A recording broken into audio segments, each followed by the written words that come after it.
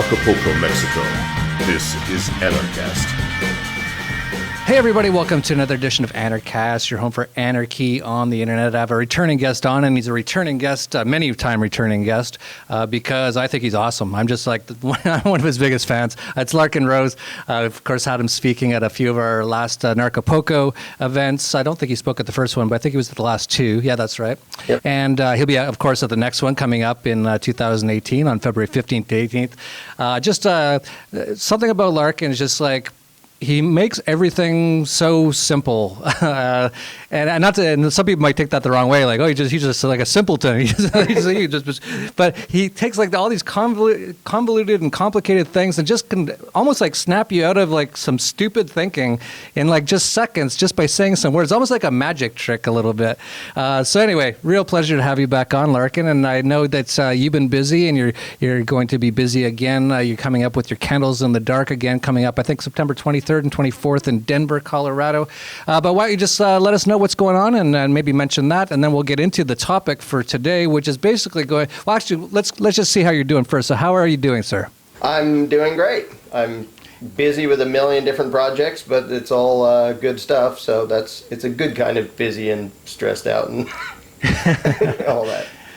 Yeah, that's good. So we'll mention definitely the Candles in the Dark coming up in Denver before we're done this video. But one thing you mentioned on Facebook this week is what prompted me to contact you.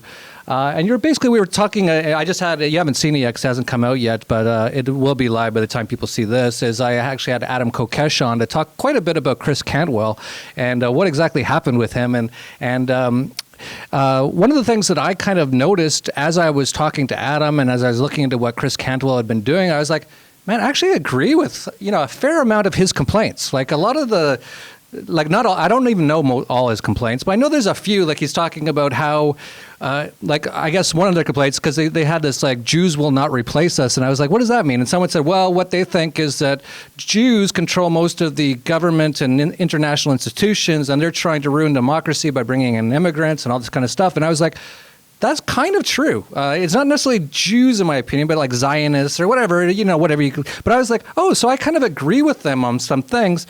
And then I saw you post something on Facebook, and you were like, just be very careful of that sort of saying, the enemy of my enemy is my friend. You have to be careful because sometimes people can seem like they are on the same page as you in terms of liberty, but they aren't necessarily are. So maybe you can explain that a little bit, because I think that was a really poignant thing to point out, because people can get confused. It's like, well, if I agree with this person on a lot of stuff, maybe they're my friend. What would you say to that? Right. I mean, so many different groups can be so eloquent and apparently principled and make so much sense when they're complaining about the type of state aggression that they are the victims of.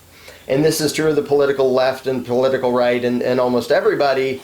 The question is not, do they like being oppressed? Because nobody likes being oppressed. The question is, given the chance, would they become the new oppressor? And for most people, the answer is yes.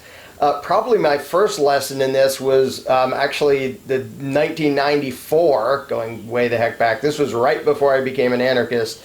The Republican Revolution, where a whole bunch of supposedly limited government Republicans who hadn't been in public office before, they all won, and everybody's rah, rah, rah, yay, we're going to have limited government. Newt Gingrich, in particular, spouted a lot of libertarian principles and all this stuff, and rah, rah, rah, why the government's, inefficient and bad and immoral and all these things are bad. And then they get into power, and suddenly they're the new power, and suddenly he's making excuses for socialist programs. I'm like, what about all those principles? And I came to the realization that he didn't believe any of that. It just sounds good. It's like, well, here I have this rational moral argument to complain about the thing being done to me right now. Mm-hmm. But the moment I want to turn it around and do it to somebody else, heck with those principles, they're out the window, because I never really believed them. They just sounded like a good argument. And you can totally see that in a bunch of sort of fair weather anarchists who sound like they understand and believe in the principles, but the moment they think that state power might serve their interests, suddenly their arguments change and switch, and all those principles are out the window, and then they're spouting arguments that are just the exact template that statists always used to justify their common good collectivist violent stupidity. And so it's and I say this all over the place, it's no virtue to oppose your own subjugation. Everybody does. The most evil psycho in the world opposes his own subjugation. The question is, do you actually oppose everybody's subjugation, or are you only principled when you're the target of the injustice, but the moment you get the ring of power, you are the oppressor? Yeah, see, you've done it again. So you've explained it so well. What I was just having a hard time wrapping my head around. And one of the things that you made me come to mind was I actually heard Donald Trump speak sort of as a running for president for the first time. It was about, well, what is it now? I guess a year and a bit ago, around Freedom Fest of last year. And I was kind of late at night, and I was still kind of drinking back then. So my mind wasn't totally perfect. And so I'm drinking a few glasses of wine. I was listening to his speech. I was like, a lot of this makes a ton of sense. I actually posted that on Facebook, and I said, am I crazy? I kind of like Donald Trump. But I was drinking a bit, and I didn't have this, what you just said, in my mind. Like, okay, you can say a lot of things that I would agree with, but that doesn't necessarily mean that I should be supporting this person. So I got into that trap as well. And of course, then afterwards, I stopped drinking, and I was listening to more of his speeches. I was like, oh, that's pretty fascist. That's, right. Yeah, no, I kind of see what he's saying here. Like, no, I don't really like a lot of this stuff. But it is amazing how that can be very confusing, even to a person like myself, who you would think, I've been doing this for numerous years. I've been really into the philosophy of anarchy, and even I can get kind of like tripped up by this. So it's amazing. You can imagine if there's other people out there, they're probably falling for the same sort of trap. Yeah, and the thing is, you can find, at least generally speaking, you can find libertarian messages in almost every political campaign because they make sense and people relate to them. You can find it in Obama's stuff. You can find it, Ronald Reagan spouted a whole bunch of laissez-faire libertarianism and then turns around and does the fascist, insane, collectivist war on drugs. It's like, wait, what happened to all that other stuff? Well, that was good for the state violence he opposed, and then there was a new kind that he advocated. And it really is a test. It really is the Ring of Power analogy might be slightly Lord of the Rings geekish, but it really is that test. The only way to really know is if somebody thinks they can have the power, are they actually going to set it aside and say, no, I don't want that power? Or are they going to say, now we're going to do it? And, you have obvious examples. Stefan Molyneux is not a voluntarist. He is a statist who uses voluntarist arguments against oppression that he doesn't like, and then throws them out the window to justify statist aggression that he does like. Same thing with Cantwell. Which is so unbelievable, because I learned all about principles from Stefan Molyneux for the most part. Yeah. So did he, you might want to continue on with the way you're trying to say. I didn't mean to cut you off, but did he actually not believe fully in what he was saying before, or did he get scared, in your opinion, because of Muslims or whatever it was, and then just decided, I got to throw out the principles? What's your opinion on what happened there? The depressing part to me, because I've studied, not just the philosophy and stuff, but the art of propaganda, in the good sense and the bad sense, like the art of persuasion, and seeing how statists do the tap dance and do the euphemisms and use all this terminology intentionally deceptively, I have no doubt Stefan Molyneux is lying, and he knows it.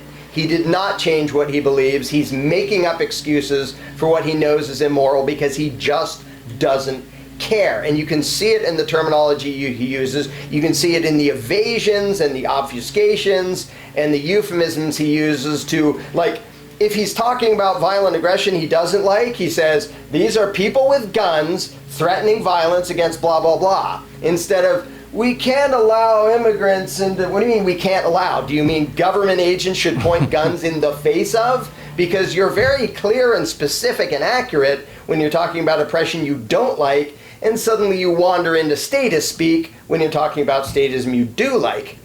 And so that tells me he's lying and he knows it. Because, if somebody was actually literally honest about the statism they advocate, almost everybody cringes, even the people who would agree with them. Like if somebody came out and said, yeah, I think we should point a gun in the face of anybody, no matter what, who's trying to step across that line. Even most closed border people will be like, don't say it like that. Like, we believe it, but don't say it like that, because we don't want to hear the literally accurate description of what we're condoning. We like the fluffy, inaccurate euphemism version. But when people, if somebody like Stefan Molyneux, it isn't that he doesn't understand, it's that he's lying, and he knows it, and he's advocating something immoral, and he knows it, which means all the other stuff he said, which was really good. And there are things like, the story of your enslavement, there's a bunch of really good stuff. And the downside is it was explained by somebody who does not abide by those principles, who doesn't have moral principles, because he throws them out the window the moment he thinks his own interest would be served by state aggression. And it really is, people can understand. It's like some psychopathic mass murderer can understand the words and explain the concepts of self-ownership and non-aggression. And the only way to know if they mean it is wait around and see if they live by it, which is sort of unfortunate. And the good news is that when people say, oh, look at all these voluntarists who turned into fascists. No, they didn't. They were fascists playing the part of voluntarists until it served their agenda better to jump on the statist bandwagon. They were never voluntarists. And because people don't forget the principles. Now, if somebody all the way says, I'm just so scared I don't care about principles, I'm just going to kill people because, practicality and stuff. Okay, well then you're just sort of like a nihilist animal or something. But when you shift back into the same old statist excuses that you condemned and logically destroyed before, you're a liar and you know it. And I would encourage people not to be too, not to be too bummed out and discouraged by seeing especially some vocal supposed libertarians sliding back into fascism or Trump supporter or whatever, because that doesn't change the principles. And by the way, it's also a very small minority of voluntarists that do that. It's just they tend to be loud and vocal and get noticed, and then the mainstream media reports on them because it helps. Yeah, let's get into that a bit later, because I want to focus on that a bit. And let me just respond to a few of the things you just said. You brought up the Lord of the Rings, the Ring of Power, and you kind of brought up how it is kind of sad that you kind of just have to see if people are really going to stick to their principles or not. There's really no real hard test. You just have to give them the power and then just see if they do what they're going to say. That's the entire history of government, and that's why I think we would both agree we just got to get rid of government, because that's the whole way it works. It's like, well, let's hope this guy doesn't kill us all with this ring, and then every single time they go in and he starts killing everybody, and it's like, oh, crap. At what point do we stop this? But, one thing to kind of bring up that's related is Chris Cantwell. And I mentioned I had Adam Kokesh on to talk quite a bit about him, so I don't want to get super into Chris Cantwell. But that's another example of a libertarian who, in some ways, and Adam brought this up, sounded really eloquent on liberty. He was really rational, logical on why it should be this way. And then, and I don't know if you have a personal opinion on this, and if you do, go ahead and mention it, but he just kind of threw that away and said, well, it's too hard to do that now, and too dangerous, and I'm too scared, so now, no, we just have to start killing people. Any thoughts on that? Well, his agenda seems so much about getting attention for himself, and he doesn't care how. I mean, there's so many posts of his that are just obnoxiously, racist and pro-violence, and that he posts obviously to get notice. So obviously to him, getting notice matters 1,000 more times than the principles that he could actually articulate and explain, but doesn't actually believe in. Maybe for some of these people, they actually got so scared they're like, well, we better have statism. But I think he's one that's just a personal thing. And one of the weirdest, creepiest things was to watch the TV documentaries, or whatever you call them, the stories about Charlottesville and the interviews with him, because it's just so weird to watch him lose his marbles like that, where he's like, what does he think he's doing? We're all going to march along chanting, Jews will not replace us. First of all, what does that even mean? And you were mentioning that before. And who do you think you're going to persuade of anything using that? he's just in it for attention to himself, which he got, and then it ended up not going well for him. But that's actually not over. I actually think, because there's no such thing really as bad publicity, and this actually, he had 30 million people watching him. Yeah. 0.001% of those people are just going to be fully in agreement with how he feels. So he might have grown his audience through it. I just want to throw that in there, that he's not necessarily over because of this. But at the moment, it might appear that way. Yeah, but it's just sort of, it's sad, and it's an indication. I mean, Tolkien, who wrote Lord of the Rings, was so brilliant, and the books contain so much more than the movies, even though I think the movies are really cool.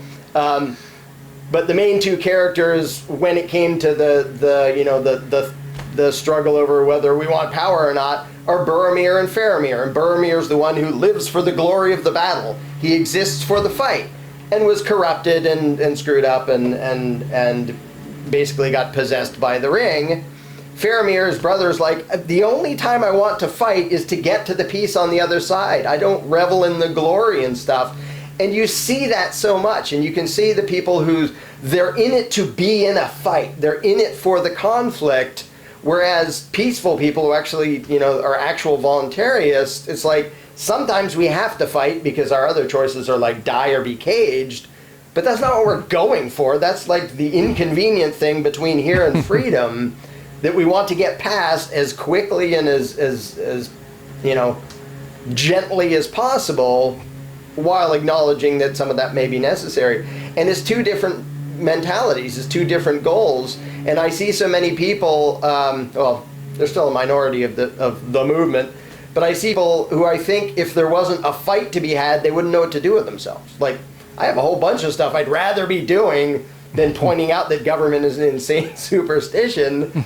I have positive, productive things I'd rather be focusing on. It's just right now there's this giant, evil, destructive monstrosity that I think kind of needs as much attention on it as possible to end it. But I think there are some people who are about the fight, and they're the last people I want beside me in the trenches, whether the literal trenches or the philosophical trenches. Because if your main goal is to be against something and to be fighting with somebody, just go away. My main goal is peaceful coexistence, with the understanding that there will probably be some ugly garbage in between because of all the people who don't believe in peaceful coexistence. But that really is a personality thing. It's what the individuals actually believe in and care about. And unfortunately, there is a tendency for the more, and there are exceptions, I hope we're both exceptions.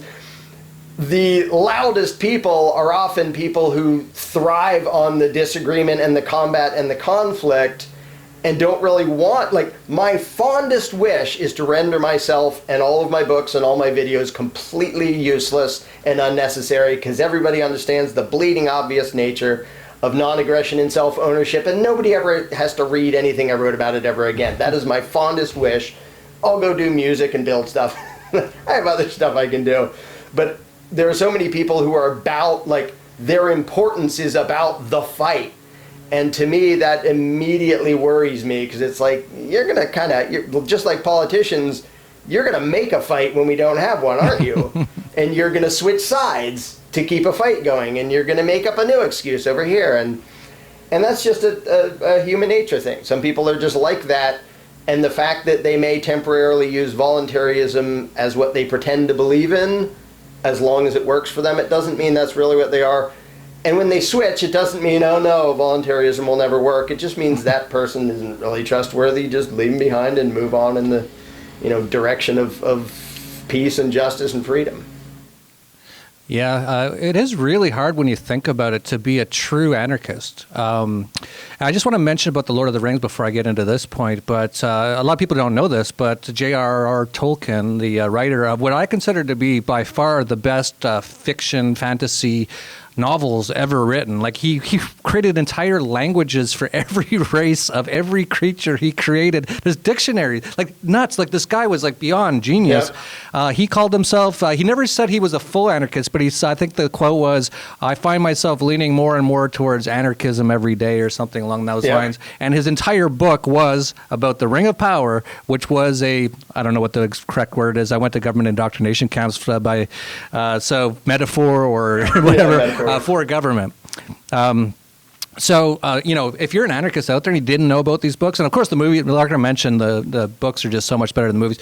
If you don't like reading the books that look like phone books, the movies are great as well. But I was amazed how well they did the movies based on the books. But the books are absolutely amazing, so check those out.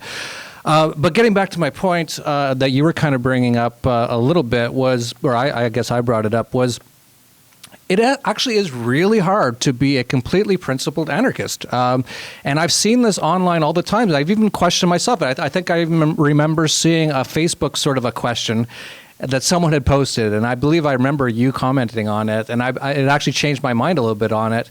Someone said if there was a button and you could push it and it forced everyone in the world to be anarchists all of a sudden, would you push that button? And it was like, yes, yes, yes, yes, yes. And I think I put yes. And you went, if I remember correctly, and you can correct me if I'm wrong, or you might not even remember the situation, I think you said no. And I was like, whoa, like Larken's like hardcore because, he wouldn't even force feed. Like if there was just a button, like it was just like just like there'd be guns for like 1 second and then everyone would be anarchists, he still wouldn't do it. So, I think even amongst all the people who call themselves anarchists today, I think there's like something at some point where they might not be able to do it. So I think, when we're talking about people like you're saying Stefan Molyneux is a total fraud, I actually kind of agree with you. Those are my instincts as well. But I don't want to say I believe he's a fraud. But I think it's definitely possible. I think he might have just been using it to make himself. He just saw that as the best angle to get sort of an audience at the time. People like Cantwell. He might be more of a libertarian at heart, but he just couldn't, when it came to one topic that he was really scared about, he just couldn't do it anymore. And I think there's so many like that. So what would you say about that? Like, it is really hard to be a true principled anarchist, isn't it? Yeah, it's, and to me, a very simple sort of, thought experiment is, would you stick to non-aggression when you don't get what you want as a result? Because, and the whole immigration and closed borders thing, people are like, oh, so you want all these Muslims moving in, blah, blah, blah, blah, blah. And I say, first of all, if you actually think Muslims are going to take over the U.S., you're sort of crazy. But there's a jump of logic there. No, I actually wouldn't like it if all of my neighbors where I live voluntarily sold their property to willing buyers of a different, a different religion, a different culture. They speak a different language from me. They have different customs that are all unfamiliar to me. I don't want that. And I understand that I don't have the right to use violence to prevent it. And that's what being a voluntarist is. It's acknowledging that, you don't always get what you want in a free society because other people interacting voluntarily may choose to do things that ultimately don't give you what you want. And the moral, adult, rational thing is to recognize I still don't get to just become a thug and say, hey, all you neighbors, you don't get to sell to anybody without my approval. Okay, well, now I'm just a fascist. And the thing is, in the long run, way more people do get what they want if everybody thinks as a voluntarist. Because even though people are constantly doing and politicians push this all the time, even though people are constantly doing the dire prediction thing, if we don't have closed borders, then 1 billion Muslims are going to come here. Like, they have no intention of coming here. But if you could imagine some scenario and scare people into throwing their principles out the window, then they didn't really have principles to begin with. And that's the key is if you stick by not being an aggressor, not being a thug, not being a thief, even if it doesn't particularly serve your interest to do so, that's having principles. If you stick by these principles as long as they serve your interest and then throw them out the window, they're not principles, they're just coincidences. That you happen to oppose your own subjugation and your own victimization, everybody does. But if you're going to turn around and be the victimizer the moment it serves your interest to do so, you're just a fraud. Don't pretend to be a voluntarist. Don't pretend you ever were. It's like, I'm a libertarian as long as it serves me to be one, and then I won't be. Well, you just described everyone in the world. Like, everybody opposes injustice if it isn't injustice in their favor. Who's going to cheer for injustice that goes against them? every single person who has ever cheered for injustice did it because they thought they were going to benefit from it. So it doesn't make you special or principled to say, well, I mean, the whole minarchist thing, which I also make fun of, it's like, I only want the amount of government that I think is necessary to use violence to make the world that I want. Well, that's true of every statist. Do you know any statist out there going, well, we don't need it and shouldn't have it doing this violence, but let's just do it anyway for the fun of it. No, every statist thinks that the amount of unjust aggression he condones is necessary for the common good and blah, blah, blah, blah. So yeah, I would all the way, to the detriment of my own interests, refrain from being an aggressor, and so would any voluntarist, because if that's not true of you, by definition, you're not a voluntarist. You're an opportunist who pretends to have principles when it suits you and throws them out the window when it doesn't. Yeah, one of the things that I kind of think about every now and then when I hear about people like, say, Cantwell, sort of a type who says, we need to kill all the Jews or something like that. And, they're using that word we. That's like the whole, the big sort of part of it, in my opinion, because I want to say to them, and I have said this to people on Facebook a few times when I see people saying things like that, like, we need to do this, like, we need to go and make, and I'm like, why don't you personally go do that right now, if that's what you believe? Right? Like, if you believe that, why don't you personally go out and start killing Jews? If that's what you believe should be done, why don't you do that? And you get this sort of like, well, I'll be put in jail, or, I'll get killed in the process.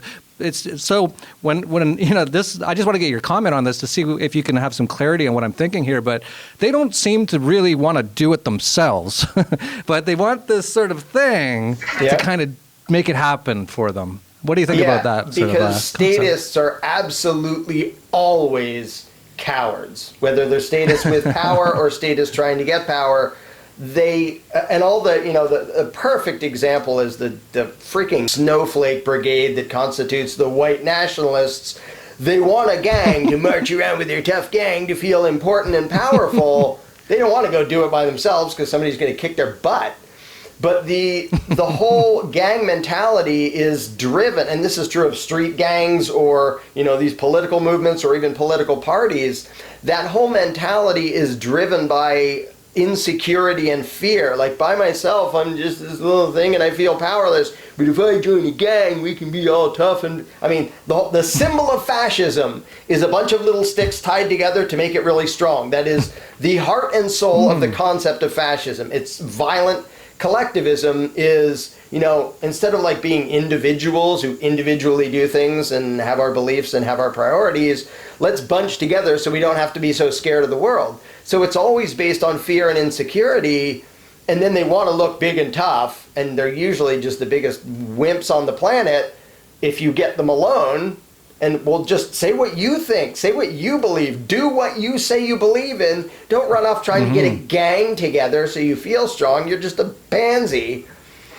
And so it really is, statism is always unprincipled cowardice, regardless of the flavor of where on the political spectrum it is, and regardless of whether they have any power or not. Because the white nationalists are trivial, but they're still like, we want to get together and have this power, because And they're still, percentage-wise, they're dinky little nothing, but they want that to feel powerful. Like, how often do you see, one white nationalist walking down some inner city street saying, white power, let me out of here.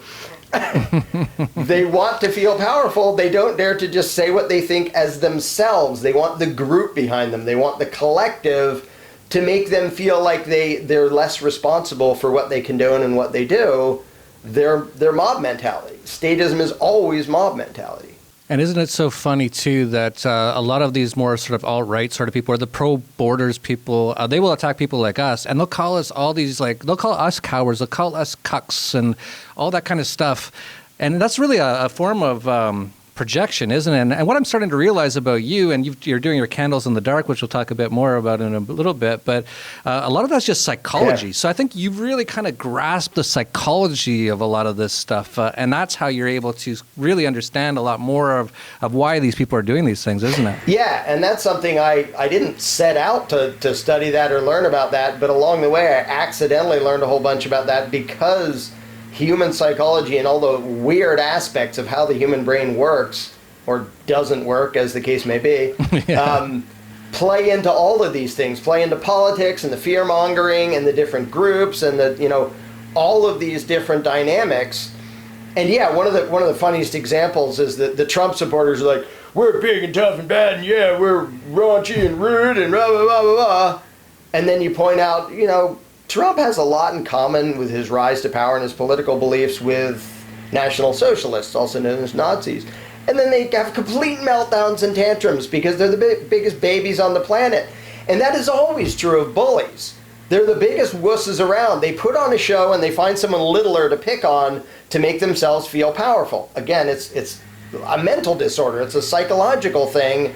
But if somebody, says, I don't care if I lose or not, I'm going to slug you in the face to stop you from picking on me, they're the first to go crying to teacher. Hey, hit me in the, you wuss. Well, that is white nationalism, and it's Antifa, and it's everybody who wants to be in a gang or vote for a party to have somebody else exert violence for them. But it's particularly, ironic and hysterical when Trumpites do it because they pretend to be so tough and we'll say offensive things and make fun of anybody who doesn't like it until somebody turns around and points out what they're doing, and then they just collapse into these pathetic balls of wimpiness. Oh man, flashback of... Yeah, I think what you just described is exactly what we saw with Chris Cantwell. You see him, he looked like he was on meth, first of all, so that gives you a little bit of a courage. But, there's only about 30 of them. We're going to talk about this in a second, too. But there's 30 of them with tiki torches. Jews will not replace us, which I was like you. I was like, what does that even mean? And I found out what it meant afterwards, and that led me to why we're talking today. But... and then he got pepper sprayed and he was kind of upset, and then he went and hid and ran, and then he was trying to be friends with all the police, which wasn't it Cantwell who was talking a lot about killing cops before when he was a libertarian, but now he was like, I've been trying to adhere all the laws, I want to be friends with the police. He was calling his friends who were police in New Hampshire for advice at one point while he was kind of crying on camera. So everything you just described, we just kind of all just saw with Chris Cantwell last week. That's why I suddenly stopped talking. I was like, flashback to seeing that weird video he posted. And the thing is, I could sort of sympathize if somebody is scared because the cops are after him. But to proudly project victim status. I mean, just the cliche thing of, we're the big bad bullies, here I am with all my guns, we're really going to help. They're going to, it's just creepy to watch. The bluster and putting on the show, and then poor me, I'm the victim, we are trying to be all peaceful, and it's to the point of being delusional. Peaceful? Like you were showing off all your guns and talking about how a lot of people are going to have to die, but it's just so weird to watch human psychology when it's that out of touch with reality. Because if somebody was just like, well, I believe in my cause, but I'm scared of getting killed by the enemy, I could, sympathize with that because that makes sense. But to take pride in your victim status after trying to be the gang thug, it's just creepy and weird to watch. Ugh. Yeah, it was. Yeah.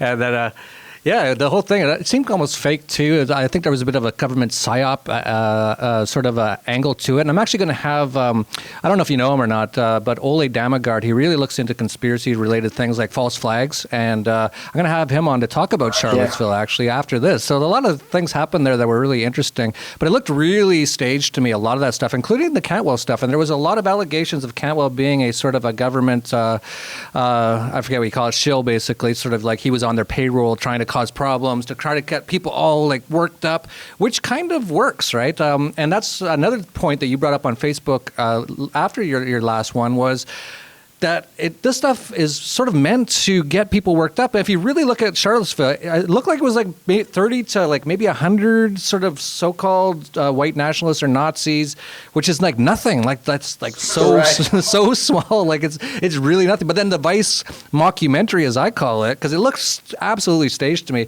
it tried to make it look like oh my gosh, the U.S. is being taken over by neo-Nazis. That's how it really came off. But it was 50 guys. And so that's a whole other aspect to this too, isn't it? Like that a lot of people get really worried about this, and this sort of gets a lot of libertarians kind of going, maybe I shouldn't be libertarian. Maybe I should join one side or the other because this looks like a really serious, crazy thing and I like this one side more than I like that side. So maybe I have to give my principles and join this. But I think it's your opinion and mine as well that this is blown out of proportion on purpose. I think there's far more, like you look at some of these events, like someone brought it up. I forget who it was. It might have been Derek Brose or another anarchist, but they brought it up. They're like, yeah, I just went to one event in my town here, and there was like 30 Nazis and about 50 Antifa, and they kind of mazed each other, and then they all ran to the police to protect them. But right down the street, there was a food festival with about 8,000 people all enjoying themselves of all different races and colors. And so is this really like a big issue or not? And what's your take on that? It's totally trivial, and that's why I had to do another post about that. The only way it matters is sort of a psychological study in how people think, but statistically, neither of them matter in the slightest. Like, they can temporarily be an actual threat to people who happen to be nearby when they're doing their gang routine.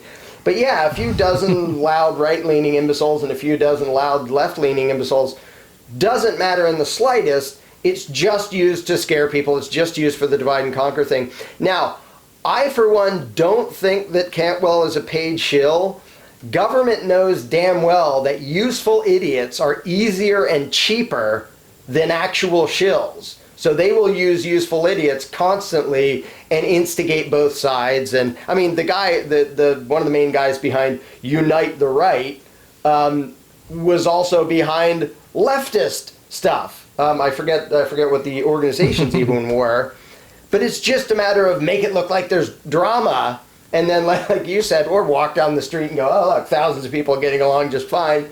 Who cares about any of that? So yeah, it's to say it's blown out of proportion is like the biggest understatement in the world. It's all the way 0% of the population that is Antifa or white nationalist or any of that. It's just the media wants to focus on that to make you think that matters because the government wants you to think there's big strife and thing to argue about. And to me, it's... and that you need government to protect them from it, right? Exactly. That's the whole point. Oh, save us from these trivial little wimps. Right. Yeah, if there wasn't the government here, then look, it'd be the Nazis or the Antifa would be running things. Tiki torches on all our front lawns. What would we do? So it's trivial, but it's one of the most overt studies of that gang mentality and the lust for power and all that. Even though it's on such a dinky scale that who cares, but it's still a little microcosm of how it's sort of an exaggerated microcosm of how most statists think. Most statists aren't that loud or obnoxious or stupid or intentionally offensive, but a lot of the same basic principles apply to the things that they're scared of. They want government to save them from, and so it's worth studying, even though statistically it's not at all worth worrying about. They're 0% of the population. I have a 90-round drum for my AR-15, which would handle all of both of those groups if they got together to decide to attack me. So I'm not that worried about it. Oh, God. Yeah, that's another part, too, is like they've taken away so many people's not only capability, but just the thought of their own self-defense, right? So there's a lot of, especially where I'm from in Canada, there's like, you're not allowed to have guns. Even here in Mexico, you're not allowed to, but thankfully most people here don't care what the government says, so they still do. But they take away your ability to self-defense. Of course, they're going to have you in the government indoctrination camps where they're never going to teach you about self-defense, and they're not going to have a self-defense class or anything like that because they want you to be dependent on the government. So that's all the things that we're kind of facing here. And that's why it's so hard, right, to be an anarchist, really, because they have all the money, because they have the central banks, they have the government, they have the taxation, and so things like the CIA have like black budget operations. And you mentioned that you don't think Chris Cantwell got paid, which that'd be just funny because he really should get paid for what he did. He earned it. It's just sort of another pathetic day in the life of Chris Cantwell. He didn't even get paid for being like a useless idiot or useful idiot. And so we're facing like this huge, like they've got all the money, they got the TV with programming, and so they got so many people brainwashed, and then they got the government indoctrination camps where they're brainwashing them. So what that gets is like the huge, almost insurmountable enemy, but at the same time, it seems like our thing is growing, and almost you can almost see like the potential of us winning at some point, not in centuries and maybe not even in decades, but maybe in years. Like, I can kind of almost see that glimmer of hope starting to shine right now. So It's pretty amazing, isn't it, that despite, that's how hard it is to keep this craziness all going. You have to have like all the money, all the power, all the communication channels, and if that ever gets broken in some respect, and Bitcoin is breaking the money system, the internet is breaking their control of media, that they can't keep that going. What's your take on that? Well, that's a perfect segue into Candles in the Dark, because all of that money, all of that power, all of that violence doesn't do any good if the victim class figures out the game and the victim class stops imagining it to be legitimate. Because people say, oh, they have all those guns. They are vastly, massively outnumbered and outgunned by normal people with guns, in the US at least. The difference is the normal people with guns are also brainwashed into feeling a moral obligation to bow to the state, so their guns don't do any good. It's like if you could, a carjacker is attacking an armed guy, but the armed guy thinks the carjacker is some holy representative of God and therefore has a right to steal his car. Well, then what good is the gun going to do you if you think you have an obligation to put up with being robbed? And that's the current state of things. But if the mindset changes, and it already has in a lot of people, but if it continues to change, you don't need to overthrow this big, powerful thing. And back when I was a statist and into politics and I viewed it as this massively powerful thing. Without the hearts and minds of the normal people, it isn't anything. Like, okay, now you have a few politicians in a corner telling us how important they are and how powerful they are, and 300 million people just going, no, you're not, bye. And that's it. That's the end. So people sort of, and I only came to realize the significance when I came to realize that the belief in authority is the entire problem. Because if the people, never mind what the politicians believe, I don't care. They can be tyrants and sadistic psychos. If their intended victims don't believe in political authority, don't believe in the divine right of politicians, it all just goes poof. You don't even need a revolution. Now, somewhere between here and there, when the control freaks get desperate and nasty, things will probably get ugly. When there's a number of people ready to disobey and resist, and a number of thugs ready to shoot at them when they do, things in between can get ugly. But in the long run, the entire game happens between the ears of normal people and changing their minds. And that's why Candles in the Dark is called Candles in the Dark. Each little candle representing a light of somebody understanding the truth of self-ownership and non-aggression, and then lighting another one and lighting another one.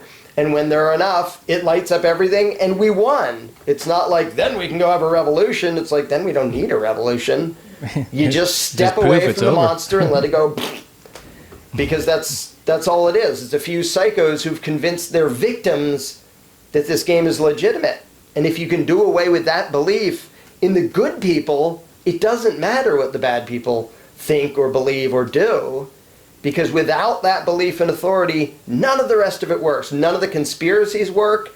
The fiat currency doesn't work. The taxation doesn't work. All the law enforcement doesn't work. The warmongering doesn't work. I mean, look at warmongering. It's two sets of duped authoritarian pawns killing each other while two sets of politicians sit back and go, look how dumb these people are. We tell them to go murder each other and they do. And the day that they all go, look how dumb we are, they tell us to murder each other and we do, is the day war ends. And that's all you need to make war end. And I think we are heading in that direction. And Candles in the Dark is just, another way that I think can help spread it, of teaching people to do the one-on-one discussions. Because that's how a lot of people are already have and will continue to give up their statism, is just happening to have a conversation with somebody they know who's already an anarchist, and having if you can make it be calm and rational and actually get through to them, and there are ways to do that, unbeknownst to most people, including most anarchists. And more people, if they stop believing they should be slaves, they stop being slaves. And when enough people do that, you win without having to, charge against the giant beast of something. Because there is no giant beast. There's a giant imaginary authority, and when everybody stops imagining it, there's nothing to fight. It's not there. It never was there. But when we act as if it is there, including the thugs claiming to act on its behalf, we're literally killing each other for the benefit of a bunch of crooks because of what we were taught. And if we're untaught that, we stop doing that. And that's the beginning of humanity, is when the people stop falling for the authoritarian mythology that they were taught by the ruling class. Yeah, it's such a beautiful thing when you think about it, isn't it? That, that this thing seems so insurmountable and it's so evil, government and what it does, it's a superstition. It actually isn't real, as you pointed out, but the belief in it causes so much destruction. And it seems like, how could you ever surmount that? And you just pointed out that every single person, and for the people out there watching right now, you can change it. It just takes some time, and you got to put in the effort and all that kind of stuff. But every single person out there could be a part of easily changing this. And a big part of it, as you pointed out, Larken, is learning how to do that. So, a lot of people will spend thousands or tens or hundreds of thousands of dollars going to college to get a piece of paper in Bachelor of Arts, which is totally useless, and will never really probably ever help them in any way in their life, really, except for possibly getting a job, because the employer is like, well, if they have that piece of paper, but it really won't have any real help in your life. Or you could go and spend 2 days at a thing like Candles in the Dark and figure out how to actually do that, and hopefully go on. And maybe at some point, I'm an entrepreneur and an anarcho-capitalist and a dreamer. Maybe at some point you can have dozens of people teaching these things all over the place, just constantly. And maybe there's videos, and you can buy the video series and all that kind of stuff. And maybe people can go to whatever. I'm a dreamer here. I'm thinking about how this could really expand. But of course, you first of all got to just sort of get it off the ground. I know you've only done a few, so that's why I really want to really recommend to people to really just go and just to even support what Larken's doing, because. Yeah, I can see that, and things like the mirror, which you're also working on, which you can't really work on all the time unless all your other things are bringing in at least enough money for you to be able to survive. Right. So, that's why I really want to suggest to people out there just to support what Larken's doing. If you're anywhere even close to Colorado in September, and to go to the Candles in the Dark there. If you can't, he will be doing one at Anarchapulco. He hasn't decided on the dates yet. That's going to be by far, not to brag here, but that's definitely going to be by far the biggest Candles in the Dark thing, just because you've got like hundreds and hundreds of anarchists all in one place, right. and most of them really like you and really want to go to the Candles in the Dark. So most of them will probably go when you actually do it. Here, I wouldn't be surprised to see hundreds of people at the Candles in the Dark here. I don't know if you can even handle that based on it. But so you'll be doing Candles in the Dark in Colorado in September. You'll be doing it in Anarchapulco. We'll be mentioning Anarchapulco, and we'll play the trailer. It's been announced now as February 15th to 18th. Larken will either be doing it before or after Anarchapulco, but he hasn't decided just yet, but he will be deciding soon. So you can attend those.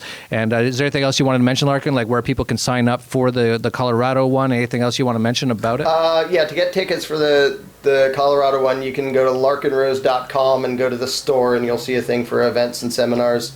And if you want to help support the Mirror, I have a Patreon page. I should give you the link to put under this. Yeah, definitely get it for us, and we'll put that in the links below. Because I constantly have people asking me, are you still working on that? Yeah, I'm working on that whenever I can, but it's, like you said, it's a matter of I kind of need electricity and running water.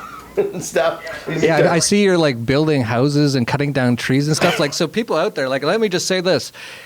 From what I know about the Mirror, it's like going to be even more important than Candles in the Dark, because it can go to more people more quickly. Yeah. And what we just talked about is this could change the world. Like, this could bring actual anarchy into the world. Just this alone, the Mirror. And Larken is out there. I don't know what he's doing, painting houses or cutting down trees or something. I don't know, because he doesn't have enough money to be able to just focus on that. So please, everyone out there, and you've got a Patreon. Is that something where people can do sort of like a monthly sort of donation as well? Like, I think a one-time thing, or they can do a monthly pledge of $1 to a zillion or whatever. Just do $10, $20 a month. If we get like 1,000 people, and how many people are going to watch this video? It's going to be tens of thousands of people. So if less than 10%, 5% of the people watching this video go, yeah, $10 a month, I'll do it for the next year. That's what I spend at Starbucks like almost every day. $10 a month, and we could have peace and prosperity on Earth within a couple years, probably, if this Mirror thing goes really well, which I think it totally could. like, this is such a no-brainer. Like, please, everyone out there do it. And, if Larken had, like, I don't know what you bring in, but it doesn't sound like a lot from what I hear from you. Like, your car breaks down and you're like, can anyone got like $20? Like, it seems like you really don't have a ton of money. So if we had like 1,000 people or 2,000 people who did $5 a month, that's like not even a magazine subscription. That's like $10,000 a month. That would pretty much, I would assume, Larken, you could pretty much work full time on the mirror and even hire people probably if you had that, right? Yeah, I'm used to living cheaply. That's way more than I need to work full time on it. So it's... Yeah, so please, everyone out there, we'll put the links down below. Just $5 a month or something along those lines. And if you can't do that, if you're in the Colorado area, go to his Candles in the Dark. And if you can't do that, come to Anarchapulco and definitely do Candles in the Dark there. So yeah, is there anything else you wanted to mention, Larken? But I just want to say to people out there, definitely try to support this. In my opinion, both the Candles in the Dark and definitely the Mirror are game changers. And so if the more that we can get that going in any way possible, the better and faster things can get. Yep. So anything last things to mention, Larken? That's about it. I guess I would throw in, for the Candles in the Dark thing, I think it's easy for people to sort of look out at the world and think, this is too overwhelming, there's like 7 billion people out there. Yeah, but there are now thousands and thousands and thousands of voluntarists, and if each voluntarist got 3 other people over the course of a year to give up their statism, in 10 years, that's the whole world. And that may sound hard to believe, but go do the math. That's how exponential math works. If you start with 10,000 and you quadruple that every year, it's the whole world really dang soon. So don't think that you're just one person, so it isn't even worth trying to bring it up. At the same time, make sure you know how to do it as effectively as possible, and that's what Candles in the Dark is for. But yeah, don't keep it to yourself if you believe in peaceful coexistence, because the state sure as hell don't keep it to themselves when they advocate the domination of mankind. So you kind of have to counter that every way you can. Yeah, and that's another thought, like you were saying earlier, how just one person inside their own brain pretty much can change the world. And you just pointed out that if that one person can just bring in 3 people in the next year that kind of just talk enough through them with enough, or show them a Larken Rose video, or show them an Anarchast video or something like that, and get them to understand enough of this stuff, yeah, it's just a few years and this is all over. Like, it's amazing how easy it can be, and I think we will get there. But it only takes like one thing, and that's you, the person out there watching this, to do something. And it's like this video, share this video. If you want $5 a month to Larken, there we go. We just changed it. We don't need everyone out there with all these guns, this huge revolution and fight. We don't need tiki torches. A lot of the Civil War stuff and all that kind of stuff, I think a lot of that, well, a lot of it's lies. And then secondly, I think they really promote it because they want people to think, yeah, if you want to change things, it's going to have to be everyone's going to have to go and kill everybody. It's like, no, this can change pretty quick, and it's so easy, and it's in your control. The people watching this video. Yep. So definitely check it out. We'll have the links to Larken's stuff down below. Like I said, just the little things, like even just liking these videos, sharing these videos. Larken's on Facebook as well. Like his stuff. He's also every now and then on Steemit. I think he should be more on Steemit because then he can make more money by being on Steemit. Just hit like on Steemit. Like this revolution is so easy. Like